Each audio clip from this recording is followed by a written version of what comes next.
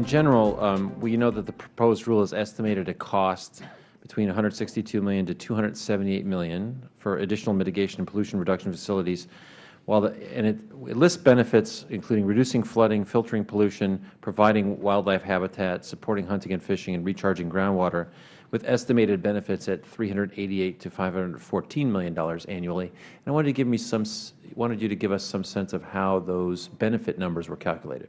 Yes. Well, we use a variety of methods in economic analysis to do that. And one of the things that we did for this economic analysis, and we've been getting a lot of comment on this as well, is we looked at actual determinations or jurisdictional determinations that were being made by the Corps of Engineers in the field following the 2008 guidance, and how they were making those determinations, and would they be different under this proposal. And then we looked at that, and we looked at studies that are available and that are out there related to the values of different flood control approaches and wildlife habitat benefits, the benefits of hunting and fishing in the United States, and we did the economic analysis around that. The cost numbers are related to mitigation that might be required from permits for discharging fill or for the permitting processes themselves. No, we hear about the costs. We just want to get a sense of how you think the benefits are. Obviously, we're sensitive that the balance sheets from which the costs are paid aren't always the balance sheets to which the benefits accrue. So, the other thing is, I wanted to follow up on Ms. Bonamici. I did practice law for some time and worked on the Clean Water Act, and I think I'm still the only former EPA employee in Congress, I suspect. So I may just have a little bit too much dangerous knowledge. But, you know, what I guess I'm sensitive to the need to encourage kind of the right kind of drainage as a matter of infrastructure. And so just maybe to phrase what her question was a little bit differently, is there any jurisdictional distinction between a concrete drainage ditch, which conveys to an undisputably navigable water of the United States, on one hand, and a swale that has in its own filtering, natural filtering elements in it that might also lead to the same water? Well, if it is a channelized stream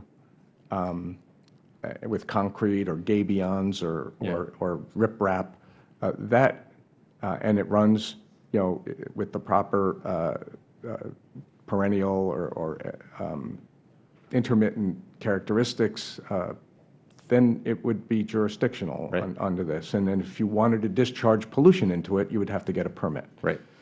On the swale, it becomes a different matter. I mean, there are swales in farm fields that are not jurisdictional.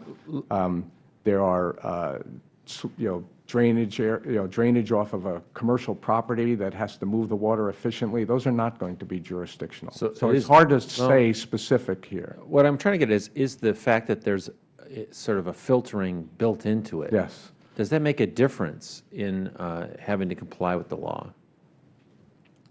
Just that fact. Again,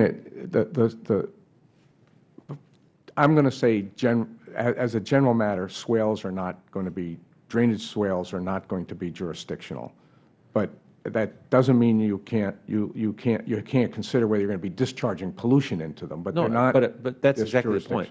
That there might be one of the things that we're talking about in theory, in planning theory, is now building drainage that has in itself that it incorporates filtering. Yeah. And what I think Ms. Bonamici's question was that if we don't draw a distinction or provide any incentive, we're not going to encourage that at the local level, which is we do not want to create disincentives for green infrastructure or other drainage systems that are built to help stormwater management, and particularly from a pollution control perspective. I mean, the city, in many respects, and you have this both in your district in both ways, cities are beginning to learn from what farmers have been already doing. And I think this is really kind of an interesting time for that kind of stormwater management work. But we do not want to create impediments to that. And I'd invite any of your lawyers who wanted to follow up with 2 pages on that to me to feel free to do so. Okay. Thank you. We will follow up.